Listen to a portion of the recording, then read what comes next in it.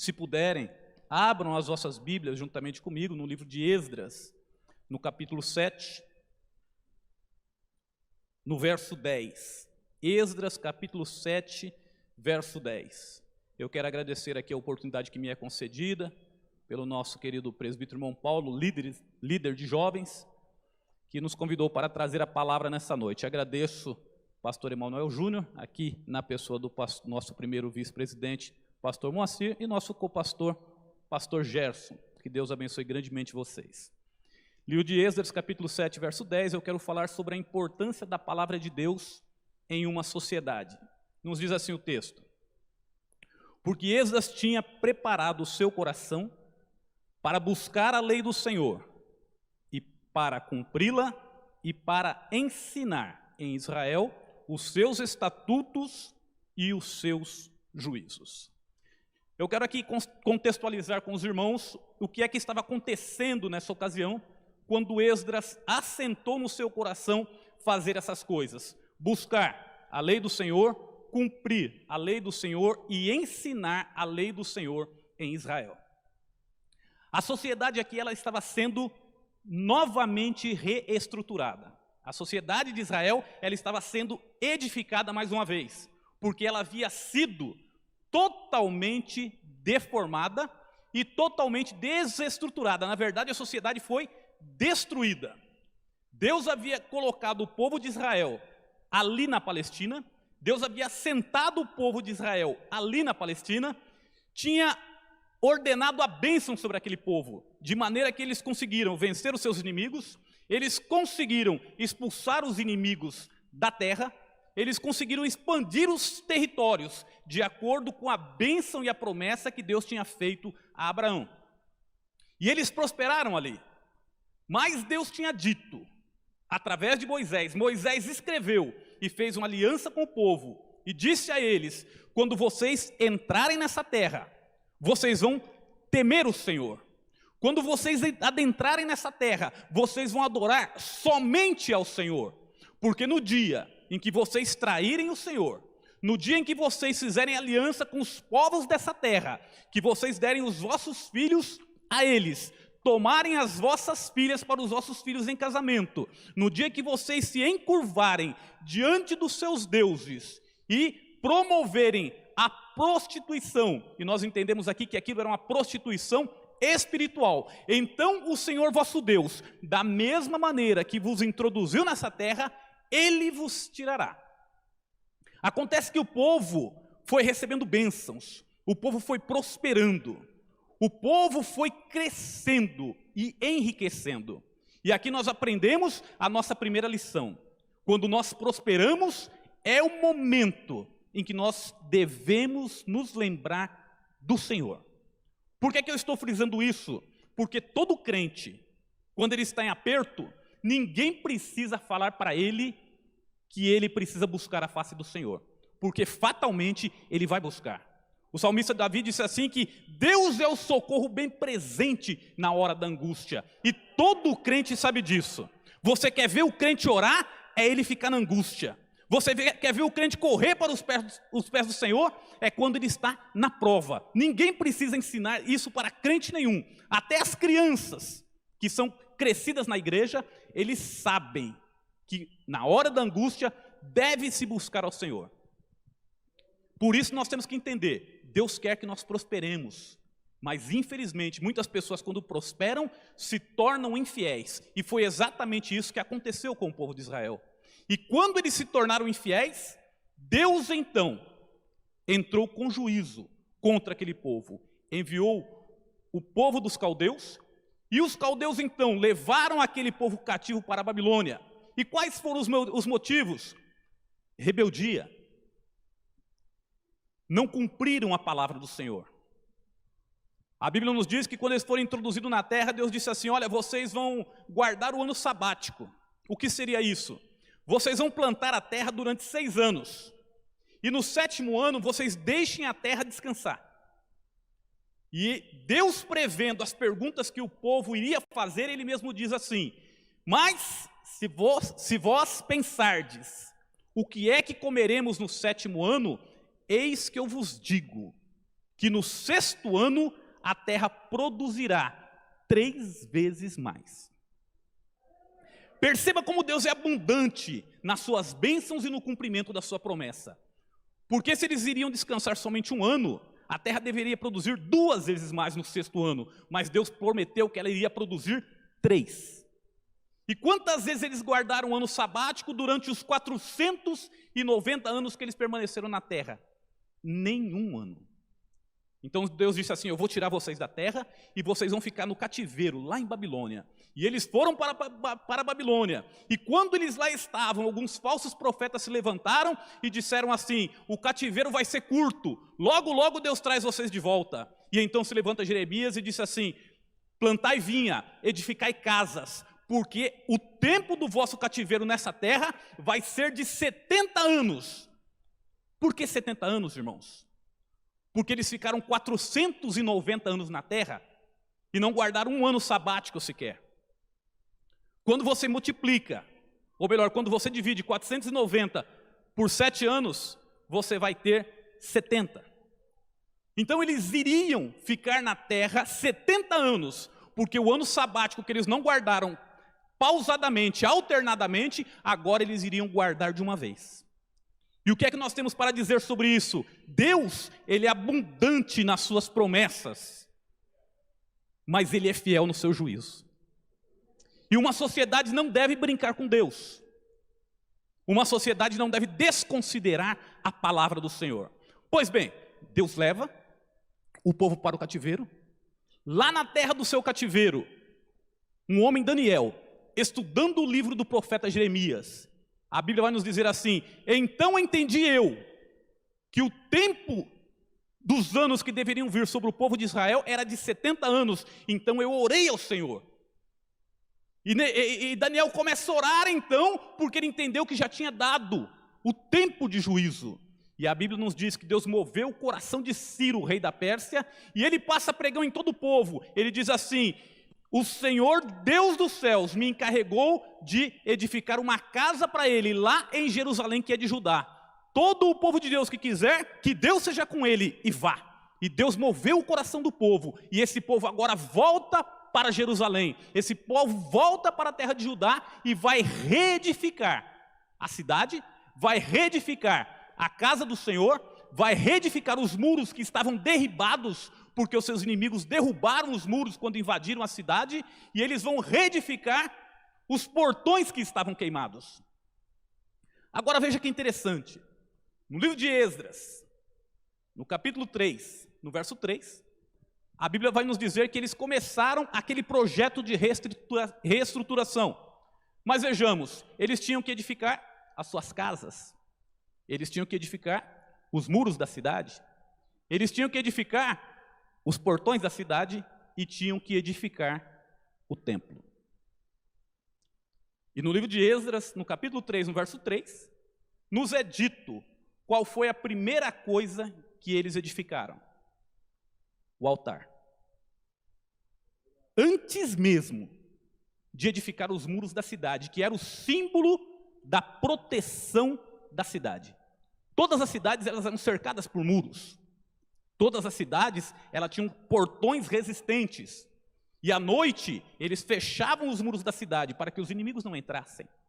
Na hora das invasões, na hora dos combates, eles fechavam os muros da cidade. Era o símbolo de proteção. E eles foram lá para reedificar e para estarem protegidos novamente, para que aquela sociedade pudesse recomeçar. Mas a primeira coisa que eles edificaram foi o altar. O que é que nós aprendemos com isso? Aquilo que o salmista Davi já dizia: se o Senhor não edificar a cidade, em vão trabalham os edificadores. Se o Senhor não guardar a cidade, em vão vigia o sentinela. Perceba que aquela sociedade ela estaria recomeçando, ela estaria sendo reestruturada. E a primeira coisa que Deus fez foi que eles edificassem o altar. O que é que nós podemos aprender com isso? Que uma sociedade, ela não se edifica sobre as suas riquezas, porque riquezas acabam. Uma sociedade, ela não se edifica tão somente sobre conhecimento, Mas uma sociedade, ela se edifica através da vida espiritual do seu povo. Essa é a importância da igreja estar bem estruturada. Porque quando a igreja está bem estruturada, quando você está bem estruturado, a sua família está estruturada. E quando a família está estruturada, a sociedade também está. Vejamos aqui. A Bíblia nos diz que, no capítulo 3, no verso 3, que eles edificaram um altar e ofereceram holocausto. E a Bíblia nos diz assim: apesar do temor que estava sobre eles por causa dos inimigos. Eles tinham medo dos inimigos, porque eles sabiam que os muros estavam derribados.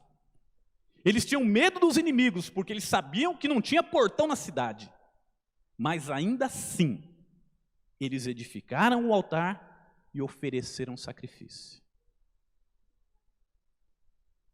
E a Bíblia vai nos dizer que Esdras agora, ele vai ser enviado para Jerusalém. Os muros estavam sendo edificados através de Neemias. Zorobabel já tinha ido para reestruturar o templo. E Esdras agora vai para levar a palavra do Senhor. Mas o texto nos diz aqui, no verso que nós lemos, que ele decidiu buscar a palavra do Senhor. Ora, buscar a palavra é a essência da palavra nas nossas vidas. Quando o texto fala de buscar a palavra, fala de uma ação da palavra dentro de nós. Porque a palavra nunca vai agir em terceiros através da nossa vida, se primeiro ela não modificar a nossa vida. Se essa palavra não entrar em nós e não modificar o nosso jeito de viver, não modificar o nosso jeito de ser, nós não conseguiremos, através das nossas palavras, com que outros sejam transformados.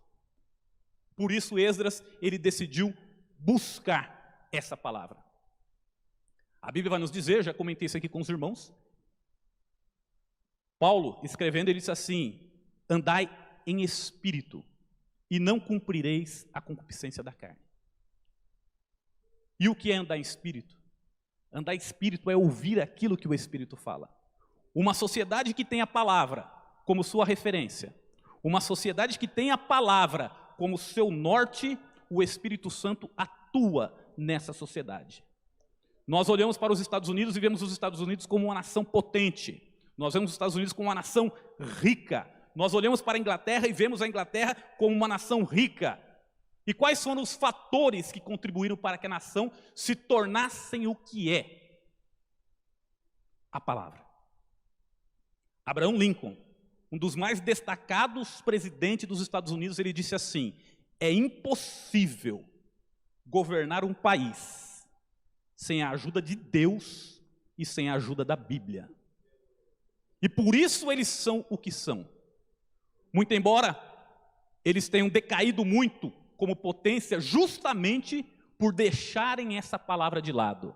Essa palavra que era leitura obrigatória nas escolas, em nome de um politicamente correto, deixou de ser mencionada, assim como foi aqui no Brasil. Eu não sei se os irmãos perceberam, se os irmãos acompanharam essa semana, a divisão das eras sempre foi a morte do Senhor Jesus, a vida do Senhor Jesus. E a história se divide em antes de Cristo e depois de Cristo. Sempre foi assim, isso é histórico. Mas lá em São Paulo, não sei se os irmãos acompanharam essa semana, já estão modificando isso. Eles querem tirar o AC antes de Cristo e o DC depois de Cristo para substituir por DEC e AEC, depois da Era Comum e antes da Era Comum. O que é isso? Já estão trabalhando para a desconstrução da história e da importância, da influência que o cristianismo tem na história. E por isso nós estamos trazendo essa palavra para o coração dos irmãos. Porque a palavra de Deus, ela é fundamental na edificação de uma sociedade. Todas as nações que entraram pelo caminho da palavra todas elas foram bem-sucedidas. E nós podemos dizer que o Brasil hoje, ele é o que é, e não está numa situação muito pior, devido à minha presença, devido à tua presença, devido à presença da igreja, que teme a palavra, que é uma grande parcela da sociedade brasileira, que teme a palavra, que teme a Deus, e que segue os seus mandamentos. Mas veja bem, ele quis buscar essa palavra. Por que isso? Porque não basta ser crente, não basta levar o nome da denominação. O que nós precisamos, em primeiro lugar, é que essa palavra entre dentro de nós e modifique as nossas vidas. Sendo assim, complementando o que eu estava dizendo, o que é andar em espírito? É ouvir a voz do Espírito. E por que uma sociedade é beneficiada por pessoas que andam em espírito? Porque uma pessoa que anda em espírito, se ele receber um troco errado, o Espírito Santo vai dizer para ele: esse dinheiro não é seu, esse troco não é para você, devolve esse dinheiro. Isso é a influência da palavra na vida do crente. Uma pessoa que anda em espírito, ele preserva laços familiares. Se de repente ele é tentado a colocar os olhos em alguém, uma mulher que não é a mulher dele, ou uma mulher tentada a colocar os olhos em alguém que não é o marido dela, o Espírito Santo vai dizer para ele: tira os olhos daí, ele não é para você. E essa é a importância da palavra dentro de uma sociedade, porque esta palavra ela vai moldando o coração do crente, e esse coração do crente vai andando diante de Deus, sabendo que o seu Senhor o está acompanhando. E aí nós passamos a ter uma sociedade mais justa, nós passamos a ter patrões mais justos, nós passamos a ter empregados mais justos, porque essa palavra diz assim: vós servos, ou seja, empregados, quando vocês estiverem trabalhando, não trabalhem somente para agradar o vosso patrão, mas lembrai-vos que o vosso Senhor está nos céus. E isso vai moldando toda uma sociedade, de maneira que essa sociedade se torna muito mais justa. Mas veja bem, o Esdras, ele assentou buscar essa palavra. Mas na continuação o texto diz assim, que ele quis cumprir. Porque de nada adianta nós ficarmos lendo Bíblia,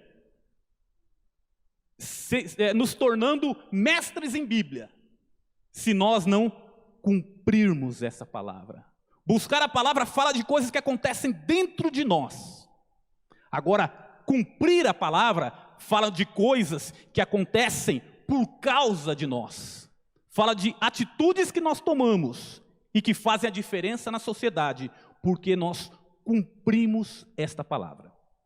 Eu não sei se todos os irmãos estavam aqui quando eu disse isso, mas eu contei um testemunho de um rapaz que trabalhava no SAMU, e houve lá um acidente por um infortúnio de trânsito, e chamaram a polícia e o acidente acabou, um acidente com uma ambulância, né?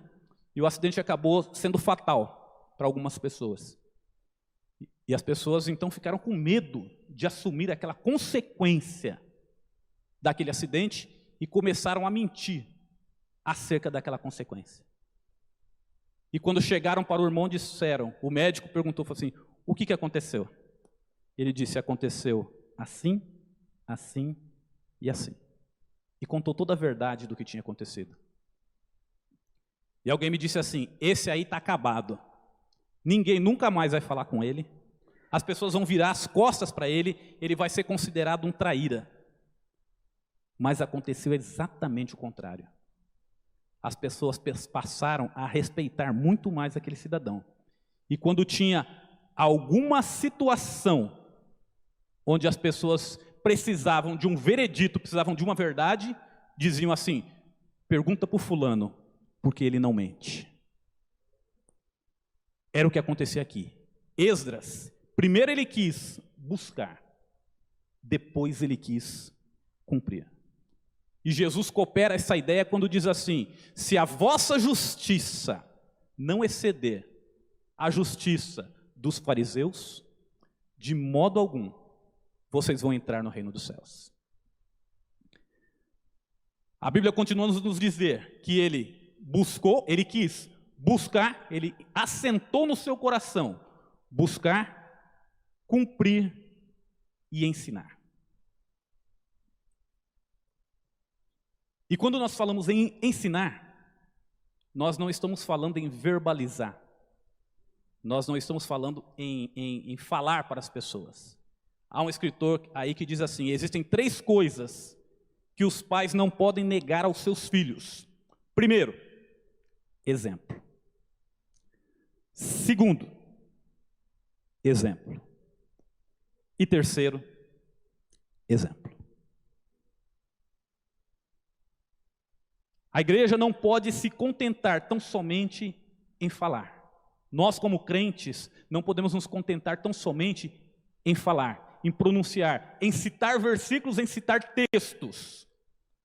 Mas nós devemos principalmente ensinar através da nossa vida e através do nosso exemplo.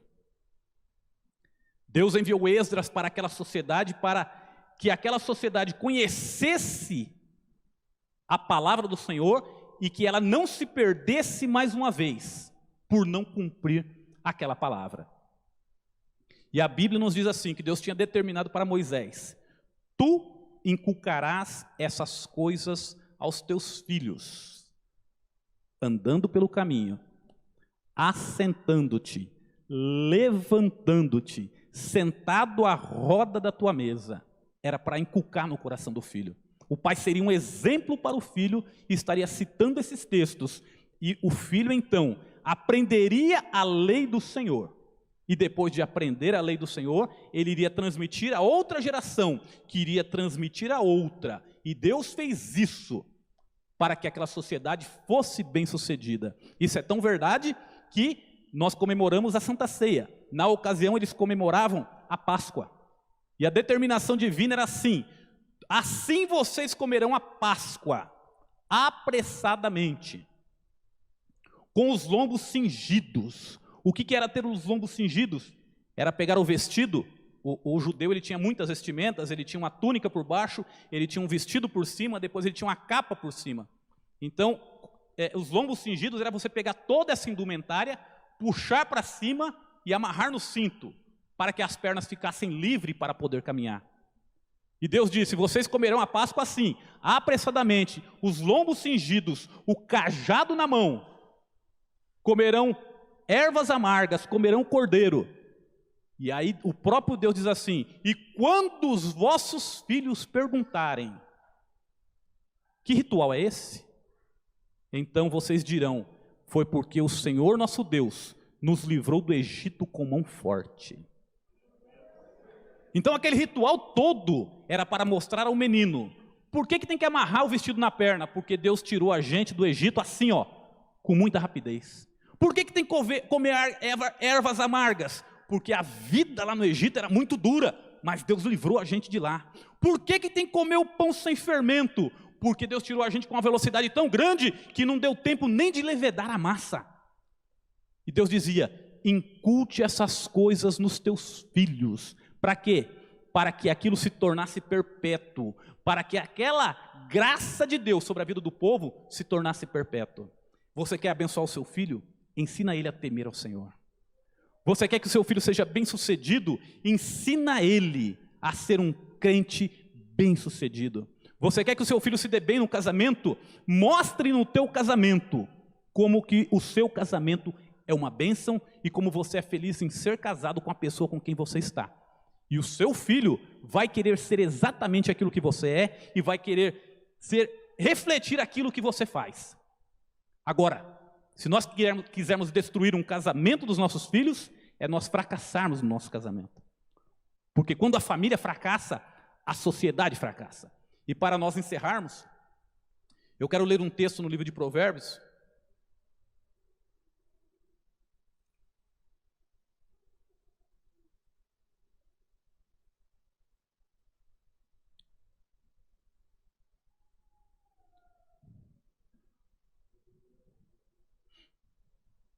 Glória a Jesus. Provérbios,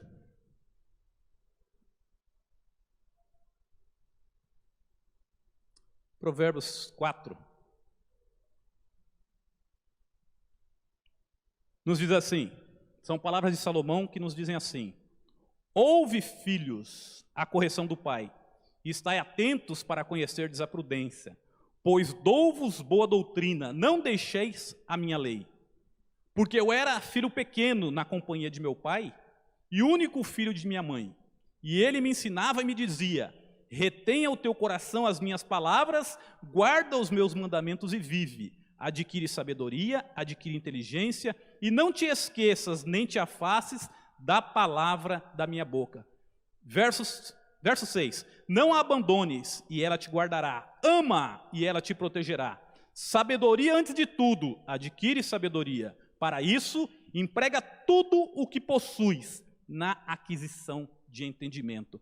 Estas são palavras de Salomão, e os comentaristas são unânimes em dizer que essas palavras que ele está dizendo aqui se referiam ao relacionamento do seu pai, o relacionamento de Salomão com Davi. E ele diz assim: quando eu era menino, lá na casa da minha mãe, quando eu era menino tenro e único, o meu pai me dizia: busca sabedoria. De tudo o que você tem que buscar, busca sabedoria. Emprega todas as suas forças e busca sabedoria. Mas um dia Salomão subiu ao trono, e Deus disse assim para Salomão: Salomão, pede o que você quer que eu te dê. E Salomão disse para Deus: Deus, eu quero sabedoria. Com quem que ele aprendeu isso? Com seu pai.